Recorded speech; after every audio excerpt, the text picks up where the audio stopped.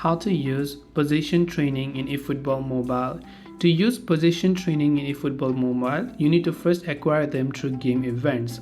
Once you have position training, now let's look at how we can apply them on our players. So what we're going to do is first we're going to go to my team and I'll go to game plan right here. So essentially what I want to do is you can see a current particular player's compatible positions by selecting that player and going to player details, and here on the second page you'll be able to see all of the positions that they are eligible to play.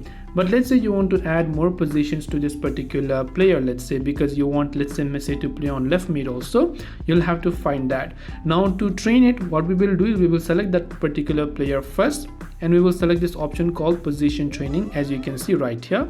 And once we select position training, if we look towards details first, right, before you do anything, just tap on this details tab.